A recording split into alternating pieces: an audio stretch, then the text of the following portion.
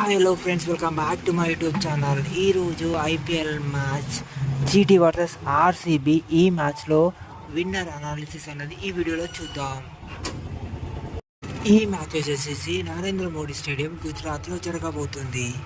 Gujarat Titans 9 మ్యాచ్లు ఆడగా అందులో 4 మ్యాచ్లు గెలిచి, మరియు ఆర్సీబీ 9 మ్యాచ్లు ఆడి అందులో 2 మ్యాచ్లు అయితే గెలవడం జరిగింది. జరిగిన లాస్ట్ 5 మ్యాచెస్లలో ఫస్ట్ బ్యాటింగ్ చేసిన వాళ్ళైతే ఒకసారి, సెకండ్ బ్యాటింగ్ చేసిన వాళ్ళైతే 4 సార్లు గెలవడం జరిగింది.